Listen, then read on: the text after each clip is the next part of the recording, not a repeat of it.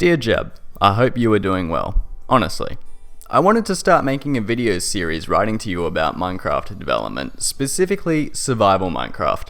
I am a big fan of the features you implement, and I've been playing Minecraft since beta 1.7. In fact, the longest I've ever gone without Minecraft is a month, and that's because I tried quitting because of how much time it took up from my school studies. You've truly helped create a fantastic game. However, I'm making these videos because frankly, myself and many others are concerned about the future of this game we're so passionate about. And no, I'm not here to beg for more biomes or more ores or more mobs. I have more important concerns that I want to raise.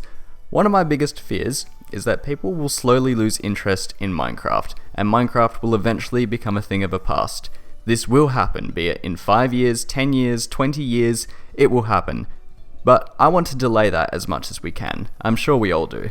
And this is a big deal because Minecraft has literally forged careers, saved people from depression, made people tons of friends, helped people reconnect with friends, and it's an incredible educational tool. I know because I'm speaking from experience. I think Minecraft is a key product in getting games into school, and is too important for it to be passed off as a long trend. I am passionate about this game, and so many others, which is why I'm making this video in the most polite and respectful way possible. Today, I'm going to discuss player intuition, the expectations players have of the game. It's important to have clear rules about the game that are consistent, and this serves 4 purposes. Number 1, new players can follow the rules and therefore stay immersed in the game for longer without having to look up something on the wiki every 5 minutes or so. Number 2, you're adding features in a way that does not overwhelm said new players because they fit into the game. Number 3, you can give new content to existing players at the same time. Number 4, it gives the player that true limitless feeling, which I'll get into soon. So how can consistency be improved for new players? Well, for example, if I craft mineral blocks out of materials such as coal, redstone, netherwort, or wheat, then a player would expect that they can do the same for items such as charcoal, gunpowder, blaze rods, or sugarcane. And remember that the blocks don't need to make sense in the real world because they make perfect sense in the game world. For example, melon blocks, lava buckets, golden apples. In a similar way, since I can convert mineral blocks into 9 ingots, 9 diamonds, 9 coal, 9 wheat, or 9 emeralds, I should expect the same thing to happen for blocks such as netherwort, melons, and quartz. Now, it may seem like I'm nitpicking here, and I am, but it isn't these individual issues that are worrying me and turning new players off the experience. It's the culmination of these features. A full list of features which I consider to be inconsistent will be at the end of this video if you want to check them out. But please, take it with a grain of salt. This is important because players can have expectations about the rules of the game, and when those rules are broken, it can lead to disappointment, confusion, frustration, and despite having less content, it actually increases complexity, since there are exceptions to rules made in the game. It's just one of the many things that puts new players and returning players off from the game.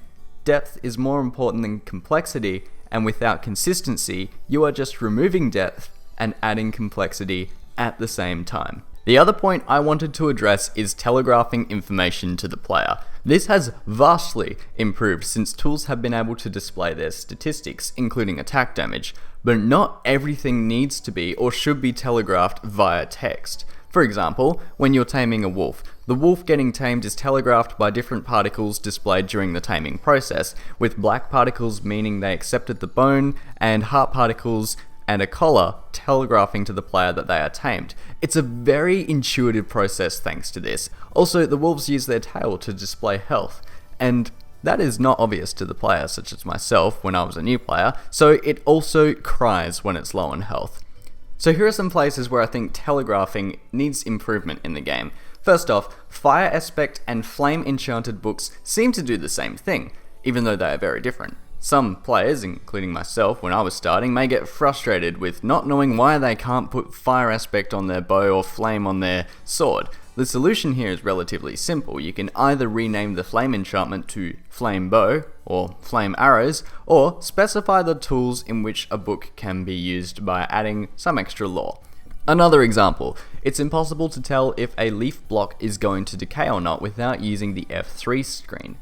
Leaves that are able to decay should create falling dust particles in the same way falling sand that's about to fall creates falling sand particles. And the rest of the telegraphing issues can be solved with consistency. For example, how am I, as a new player, supposed to know why furnaces and chests can't be pushed by pistons? The incredibly difficult solution to this is to make tile entities pushable. The simpler, but still somewhat difficult solution is to create a jamming sound and a particle effect at the source that the piston cannot overcome. This will at least give an indication to the player about what blocks can and cannot be pushed. It's also important to note that not every single feature needs to be super obvious. For example, the sword's sweep attack can be left to the player to discover them for themselves.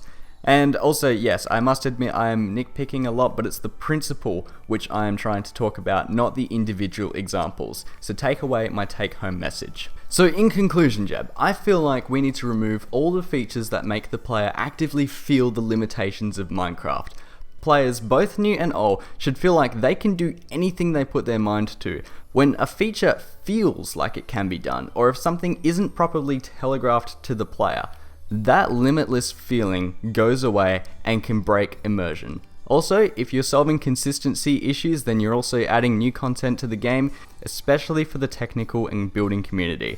Stay tuned for next episode, but for now, thanks for watching, because this whole video doesn't work on its own. It's part of a series which I'm going to make, so if you disagree with anything that I've said here, you might want to check out the next video. Thanks for watching. Are they gone? Does this mean I have to talk about that thing that I promised? Okay. Alright, so here is a list of features that I consider to be inconsistent in Minecraft. Please take this with a grain of salt, as the implementation of some of these features may harm the technical community, or just the community in general. Okay, here goes. Certain mineral blocks, such as gunpowder blocks, charcoal blocks, and sugarcane blocks, cannot be crafted even though they feel like they should be. Certain mineral blocks, such as quartz, netherwort, and melon blocks, cannot be uncrafted. There are no slabs or stairs for certain blocks, such as andesite, diorite, or granite. There are no walls for certain blocks, such as stone brick, sandstone, or nether brick. Pistons cannot push tile entities, whereas they can in Minecraft Pocket Edition. Chests cannot be put next to each other, whereas they can in Minecraft Pocket Edition. Pistons sometimes receive power sources when they should not be receiving anything, quasi-connectivity. Hay bales, slime, and water negates fall damage, whereas other soft blocks such as wool and leaves are just as damaging as tough blocks such as obsidian and stone. Only oak wood pressure plates can be made with wood, and beds are exclusively red. I'm going to stop here, but there's so many things that I could be listing off. I'm just scared to list what I actually think, because I don't think they're going to be received too well.